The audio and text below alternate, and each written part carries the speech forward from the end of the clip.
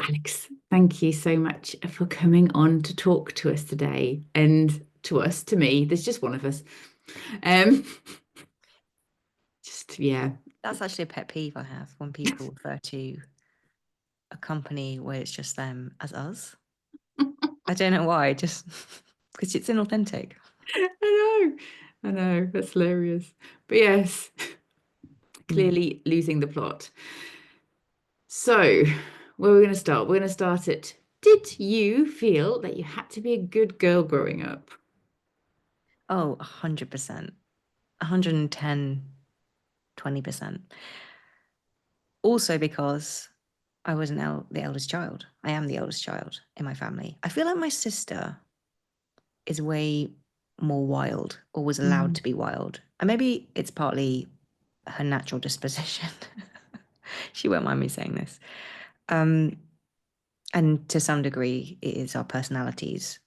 But I definitely felt, being the eldest, I specifically had to be a good girl. And I was told repeatedly that I am such a good girl. And this started, like, with the fact that I was a good sleeper through the night, So my Mm. parents were like, "Oh, it's so great that you're so good all the time. You never complain, um you never disrupt us." When I was young, they were renovating the first house we had, and apparently I could sleep through all the disruptive works in the house and things. And then from then on, I guess it was like, you don't complain about Mm. things going on around you.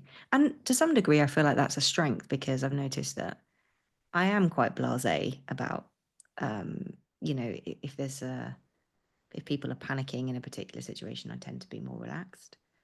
But I have wondered over the years if I'm just suppressing the, I'm suppressing my own needs or wants in those situations. Mm. And given given the chance, would I actually say, "Hey, actually, I'm not okay"? Um, yeah, so definitely was a good girl, and I was good at school as well. So that just compounds it more, and then that Mhm. creates the conditioning, as you know. Keeps on reinforcing the pattern of, you always get good grades, so don't don't break that.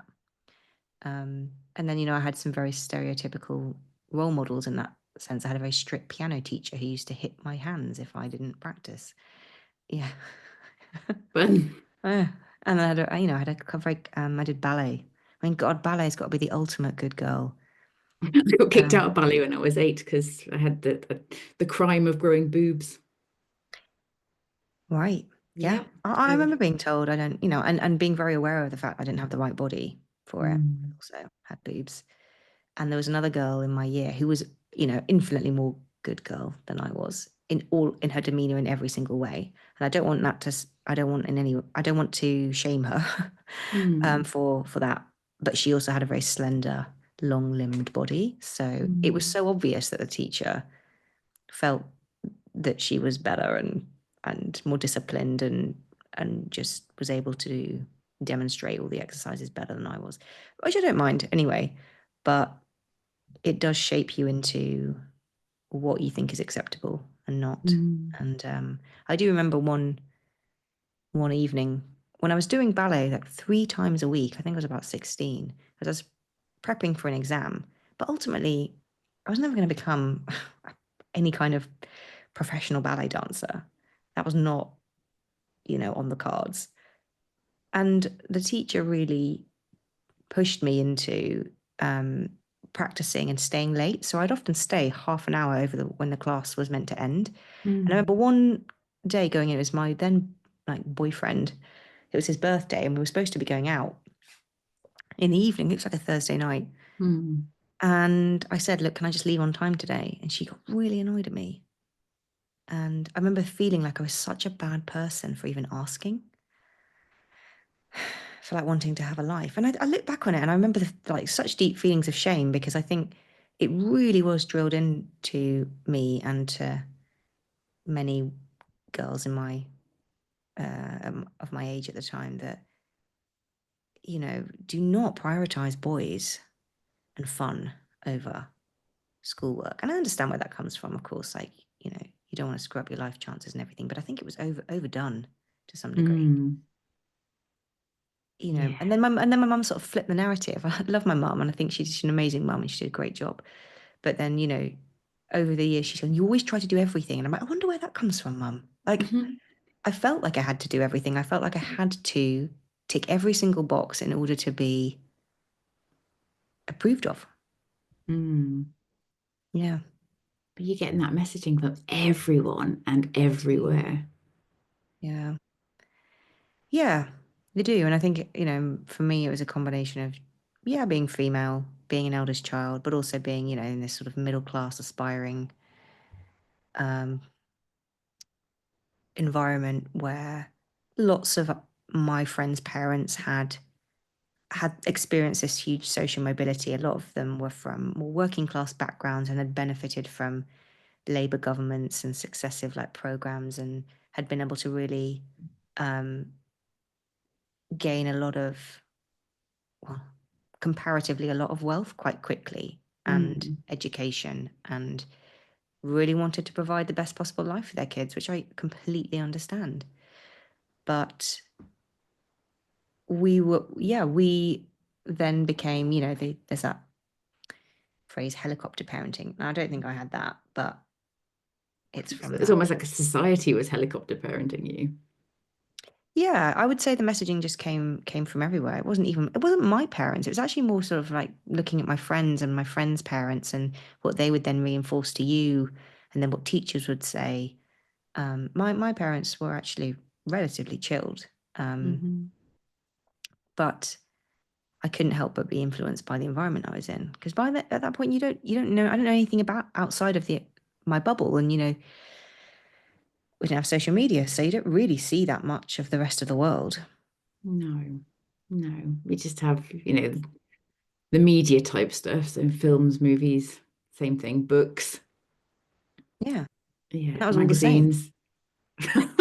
Yeah, I mean, of course, and God, do we want to talk about, I growing up in the early 2000s, it was like the skinny era. Yep. Do we want to go there? Yeah. Um, and that legacy lives on. Um, I don't know. I also remember when you talk about being a good girl, my mum telling me that the Spice Girls were tarts. Like, I loved the Spice Girls so much. So did I. They came in to into popularity when I was about 11 or 12, I think, at the height of Mm. Wannabe. And it was just it felt to us really empowering. Like, they dressed really brazenly, they had huge personality. It felt like, you know, permission to be a performer, permission to be individual. But my mum, I think she took one last look at that dress that Jerry wore in the Brit Awards, which is an iconic moment, which Hmm. I actually rewatch sometimes for just like because I just love it. And yeah, okay, you can see her knickers, but my mum was like, these are not the role models you're going to have. And she would say the same thing about Madonna. And I look back on it in such a different lens now, Yeah. but um, I think that definitely influenced my ideas of what good or bad was. Yeah. Mm, It's yeah, so many of us. There's so yeah, many of us. exactly. I don't think my story is unique or particularly remarkable. It's just symptomatic of the era and the um, what was happening. And then we would sort of transition from the Spice Girl era into Britney Spears, and then it was the same sort of thing, but then you just had to be super skinny and blonde, Paris Sexy. Hilton and all of that. And Yep. um, and I also remember growing up in the Friends era. And first of all, like how much of this what I'm talking about now is appearance based is so stark to Mm. me. Um, I have really curly hair naturally, which is not acceptable. Um, and again, very subtly, no one ever said to me, "Your curly hair is not nice." It was just that I'd go into hairdressers and they'd be like, "Oh, don't want to do with this." Okay. Wow. There's no one who knew how to. They just tried to blow dry it straight every time because that was what looked nice. And then, we had like the Friends era with Jennifer Aniston with her glossy, straight, shiny hair. And I was like obsessed with trying to get that. And I tried when they introduced like ultra hair straighteners, I just, my life was made as a 15-year-old. Hmm. Um, and I think that's still pervasive. But there's something about, I'm sure people on this podcast have talked about it before, but there's something in the taming of the hair that it's symbolic, that wildness and messiness is not okay. Mm-hmm. And I have to say, I would find conflicting messages from my mum. Even she'd say, "Oh, your hair's so beautiful and like naturally," which I think was true. But when it then she'd also say, "I think we need to take you to the hairdressers. I think we need to blow dry it." And I actually felt like I don't really know what message you're trying to give It's me. like, what's Yeah, and I was like, acceptable? which one is acceptable? Um, Mm. and I think, I actually even now to this day, like I still style my hair. And my sister doesn't. My sister's got super curly hair and she wears it natural. And I'm kind of envious because Mm. she's really embraced it in a way that I've just never quite found myself comfortable with it. Yep. It's so fascinating. I, you know, I am a few years older than you and can't figure out the math, so I'm not even going to try.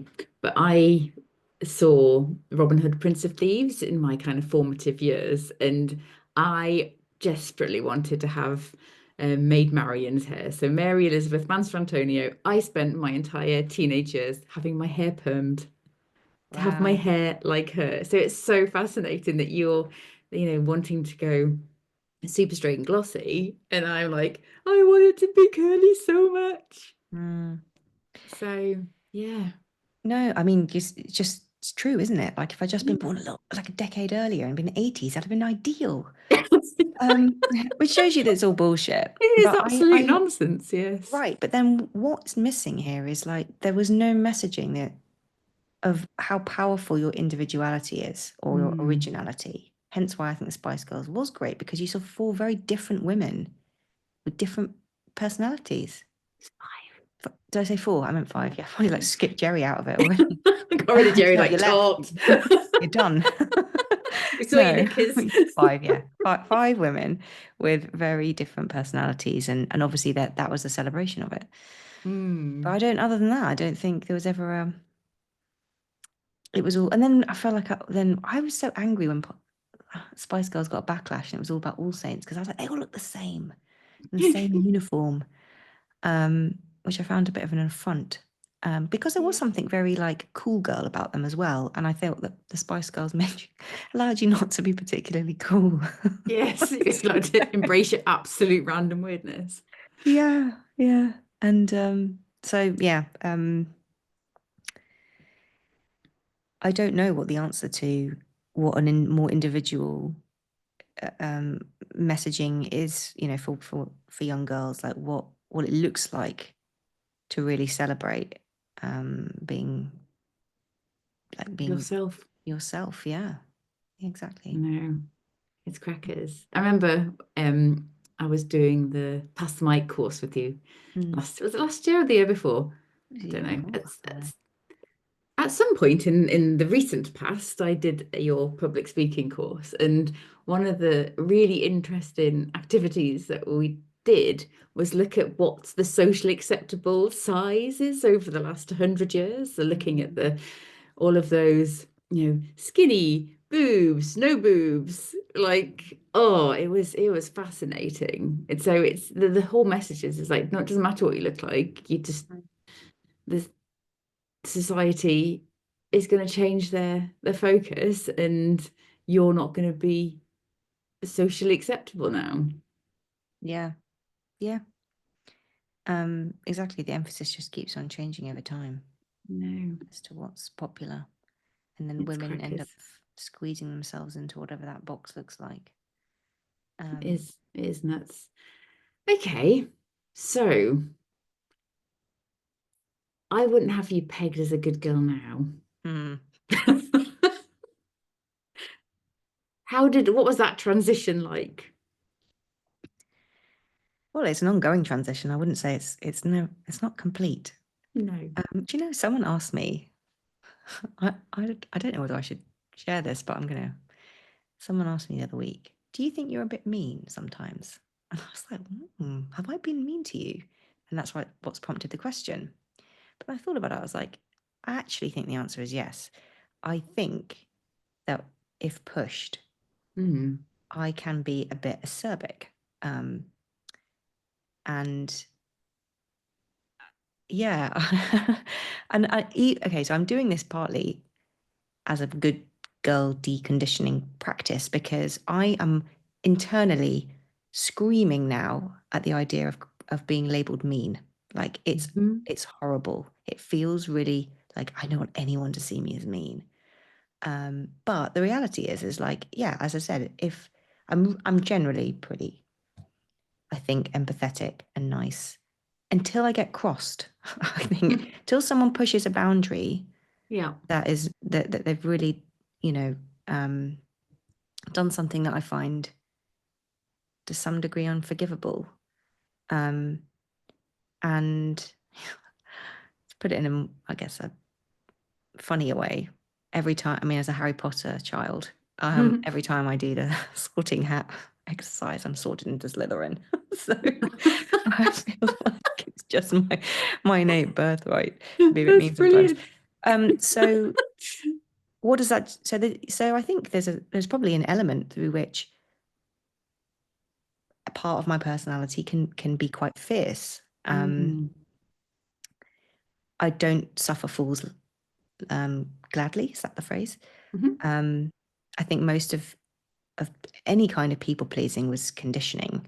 Um, and the big moment that I had in my life, which I may have mentioned on a previous podcast with you, Michelle, Yes. yeah, was the moment I was able to stand up to the significant men in my life, as I joined Be More Pirate and had to um, decide to be a freelance and take a leap of faith and be right hand pirate.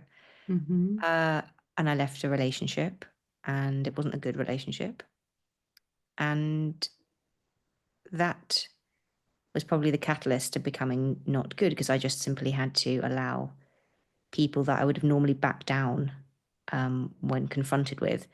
I had to really stand my ground.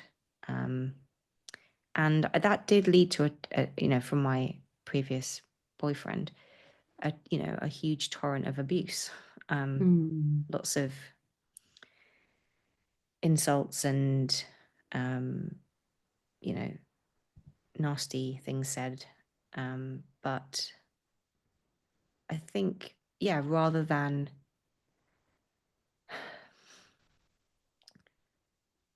it wasn't so much that it wasn't the backing down part, it was the not allowing it to be, it was me not taking it personally, basically, understanding that this is not a reflection on me. And I think that's when you switch from people pleasing to not, when you're Mm. able to not allow it to be absorbed or integrated in any way into your belief system, No. which is what I didn't, I was like, this time I was like, I am convinced now that you have got this wrong. Whereas I think in previous years, I was like, this person knows me very well. And perhaps what they're saying is a reflection of me. And I think I was just like, absolutely not acceptable, not accepting this. And I think I Mm. realized, and I've talked about this before, I think I love my dad dearly. Like he's such a role model to me in so many ways, but he's a very powerful person. He's a person who gets shit done, and he's, really been the driving force for a lot of my family. My mum is strong too, but I think my dad is always a man with a plan, and he always had a plan for me or wanted to have a plan. And I would say he like I'm careful what I say here because I think he's also an empathetic person, and it has been incredibly gracious over the years when I've pushed back, and definitely strives to listen. But at that point in time, I think he was genuine. I was in a bit of a fragile emotional state, and I think he was very concerned over what would happen to me. So he, was quite adamant that he wanted to, you know, make me aware of all the risks of being a freelancer and switching jobs at that point in my life. And but I was like, I know you're wrong. I just know you're wrong Yep. about this.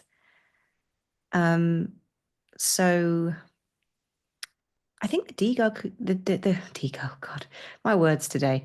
I think the deconditioning process is so much about knowing, just not listening to the script that other people are trying to give you. Yeah. And recognizing that it is a script and recognizing it's based on their belief system and their perceptions, and walking through the world in that way. Not when you encounter someone who's, I don't know, got a particular status in your life or in the world, not immediately imagining that they therefore have the answers. I mean, they're going to potentially have lots of wisdom that you might want to um, use or listen to or reflect on, but the good girl persona is so much about putting yourself at a lower status, I find. Mm. Um, Everybody else before you. yeah, yeah. Um, Being somehow subservient, and not even subservient to a person, but subservient to ideas or their Hmm. ideas somehow. Um, and again, like, there's balance here, right? I'm not suggesting in any way that you then block out the external world or other people's ideas and influences, but you're absorbing them in a much more careful and intentional way. Choosing. You're choosing, right? Yeah. So that was a catalyst, but conditioning is called conditioning for a reason, because it's deep. Like, Yes. you You don't don't know it's even happening. you don't know it's happening. So the step one is to become conscious and aware that you have conditioning in the first place. I Mm. think that was what was happening the first year of Be More Pirate. But then unraveling it is like a whole lifetime's worth of work. Yeah. And so I'm quite far down the line now, but there's still aspects. But I'm just much more aware of when it crops up. Yes. And Um, sometimes you have to be strategic with it. Like, well, is being a good girl going to get me what I want in this situation? Yes, it is. Well, let's just go with it then. There's hmm, sometimes yeah, but it's that conscious choosing yeah, rather definitely. than habitually acting. Yeah, exactly. And you know all the characteristics of what you describe as a good girl, but it's not to say in isolation some of those things aren't useful. Like, I do want to be helpful to people sometimes. Yeah, yeah. I mean, I'll just give It you an shouldn't just example. be your whole entire personality, because that was literally mine. Yes. Yes. I just had So good. Helpful. yeah, right. Yeah, like, I mean, I think that I did that quite a bit when I was starting Be More Pirate, even because it was my default.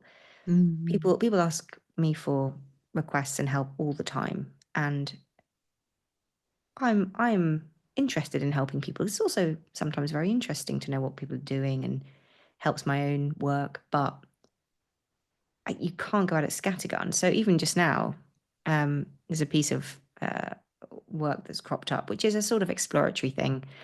I'm interested in it. I think it's got social purpose, and they've asked me to go and do a meeting really, really early in the morning, in a couple of weeks' time. But it's the day I have a talk, and I we're having a little exchange, and I was going. He's like, I said no initially, and he said, "Oh, can you do the morning?" And I was like, I'm looking at, it, I was like, "Yeah, if it's early."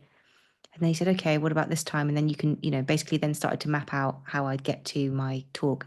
And I just sat there and thought about it. I was like, no, no, because I want to be at home, do my hair, do my makeup, have my own rituals before I'm going to give a talk.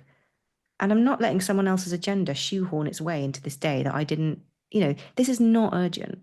No, it's like, Um, is anybody dying? No, we can do it the following week or the week after or next month. It doesn't, yeah. Right, but no, do you know what I was doing? I was bending myself again to the agenda of two guys. And I was like, isn't Mm. there another day we can do it? And it's like, okay, the other guy has suggested this day. And I'm like, well, he can he can find another day that's free. And I'm sure there is a day free.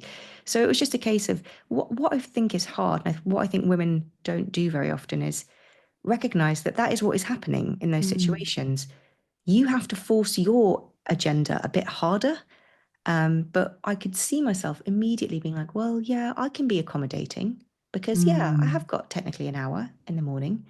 But that's an hour I could fill with some meditation or some things that I have committed myself to. And it's just so the conditioning is that those things are just allowed to slide Yep. every time. See Yeah. the deep breath after that is a signal that that's a stressful thing to think about. It is. And it's how the world's got us. So it's one thing I don't want women to feel is that, oh, I did a good girl. I'm guilty, and that Yeah. shame thing, because we have so much unearned guilt anyway, just Mm. for existing. It's like, like write a list of all of the 10 things you feel guilty about, and like, did you actually do any of those things? Probably not. Yeah. It's that self-imposed guilt for not meeting societal expectations, and it's just exhausting. Mm. Yeah, it is. It is exhausting. Yep. Okay. You waste a lot more energy um, on that than you would if you allowed the consequences of being not good. Yeah. I know I had months and months and months of figuring out what's the opposite of good, because it's not bad. Mm. It's, yeah, and I kind of came to the conclusion it's like it's you, it's whoever you want to be. Mm. And it's like months I went through, mythology, stereotypes, all sorts, like history, historic women that you want to be like. And it's all of this nonsense. And it's like, no, it's Mm. all about being you, who you are, Yeah. what you need. Yeah. Yeah. Because if you think if we're describing the good girl as like a mask, then the Mm. opposite of that would be whatever is underneath the mask. Mhm. Um, Not necessarily bad, because bad just feels like another persona, like No, bad, I'm gonna bad be girl. Like bad I don't, girl. Yeah. Join a like motorcycle gang, I and know, it's like like, it's just another way. Like like we were saying earlier, you're like, oh well, what does my most authentic clothes look? Well, probably something really comfy, not like a corset and a whatever. That not a corset's a bad example, but of course, at the something that's tutu. really like kind of power dressing, because that just feels like another sort of costume you're Costume. putting on. Mm. Sometimes costumes are helpful to get you into it, but um, yeah, not an automatic slip into another mask. No, no. It's fascinating though, isn't it? Because it's almost a case of, oh, how can that be taught? Well, it can't be. You can't be taught to be you. You just have to remove, like a very unglamorous onion, just remove the layers. Yeah, yeah. There's like little practices you can do. I was trying this actually over the weekend when was at dinner with my family, Mm. and my natural instinct is, and I don't know if it's conditioning or not, but it's to sort of harmonize myself into the group. But to be honest, I just wasn't really interested in what they were talking about. So I thought I'll just say nothing.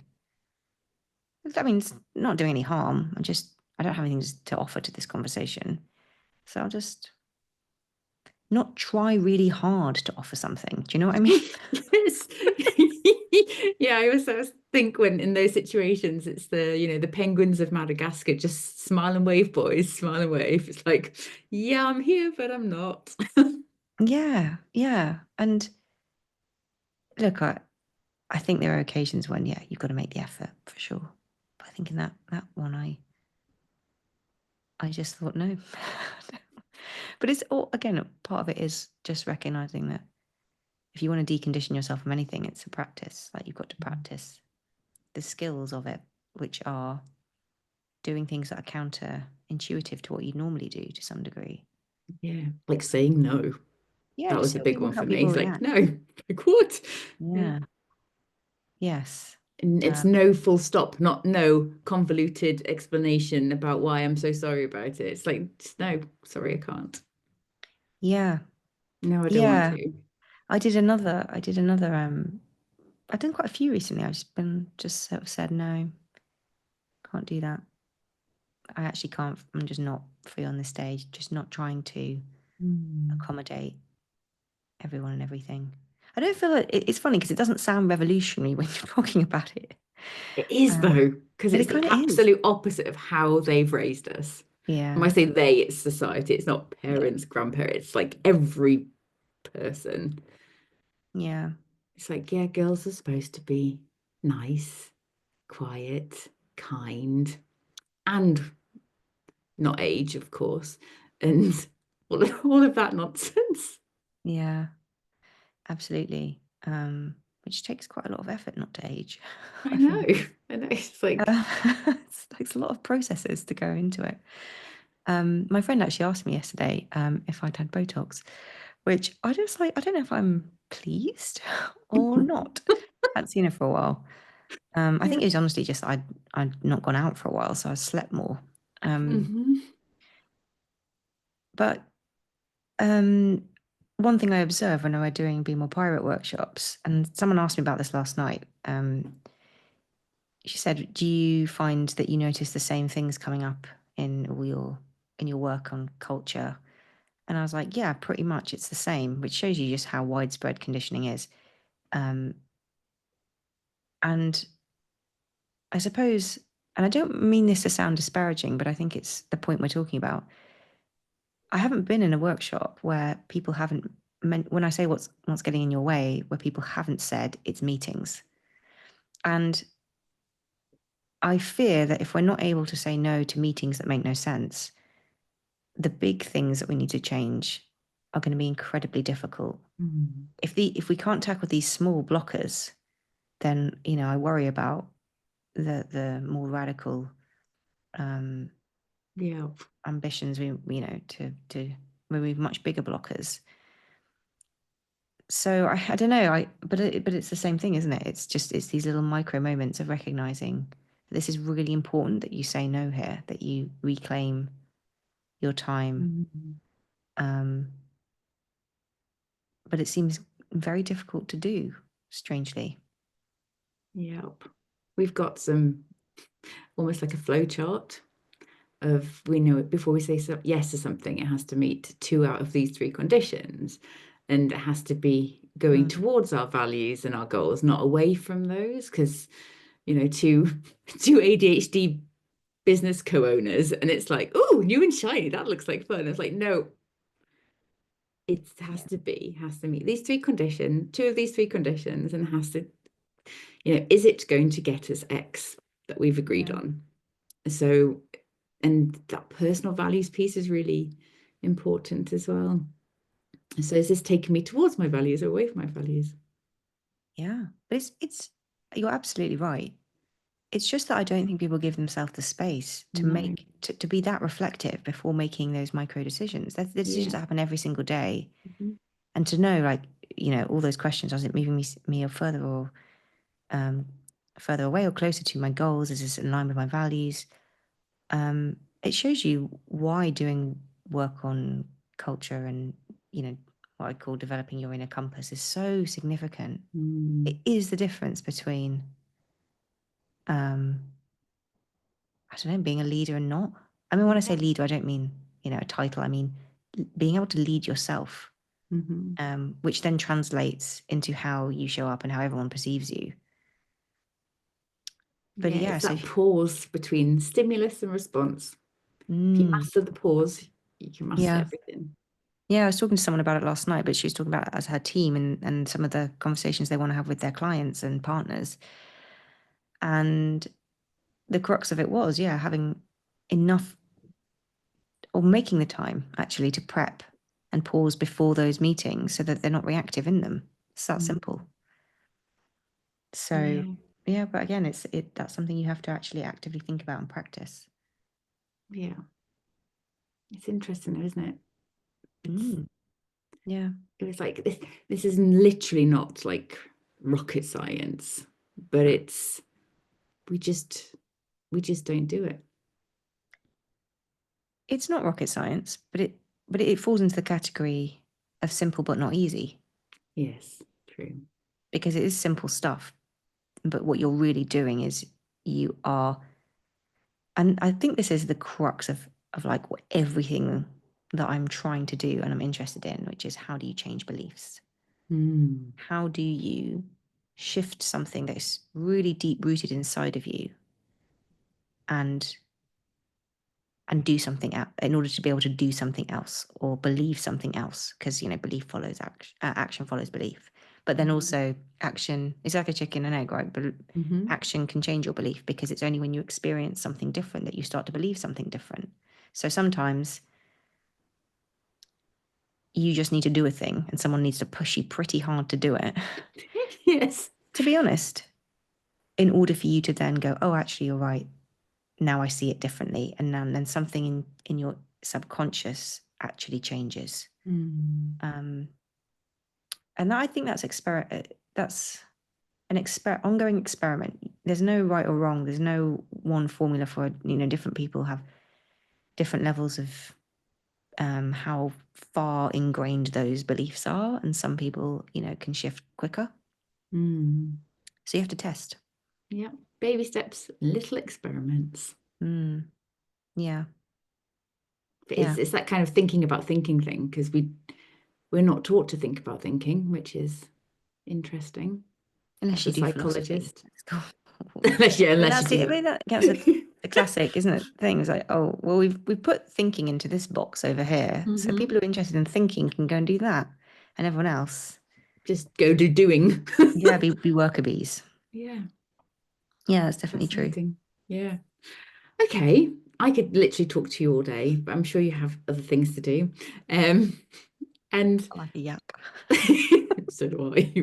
We have met each other before. We can talk to each other for a long time.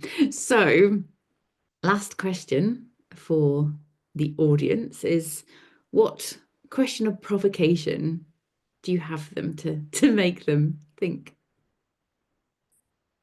Yeah, I think my question is, because it came up the other day with a client when she said to me, I feel like I'm such a bad person, essentially because of something that had happened in her team. And it made me think, but what is bad? What is a bad person? Define it for me. So that is my question. What is a bad person? Because I think our minds leap to it. Like, you're like, I'm feeling bad, so therefore I must be bad. But what is bad? I think about that a lot in respect of my own, because every time you're breaking good girl conditioning, you're doing something that is likely to make you feel bad on some level. Just, yeah. You're like, I'm not going to reply to this person. Or Yeah. I feel like an asshole. Yeah. Yeah. There was a lot of that. You've really got to define why you think something is bad and why you think something is good. And that is like your own moral compass, right? And then when someone comes back to you and says, I really didn't like what you did, you can stand by it. You can stand by it in horror, but you can still stand by it. Hopefully not in horror.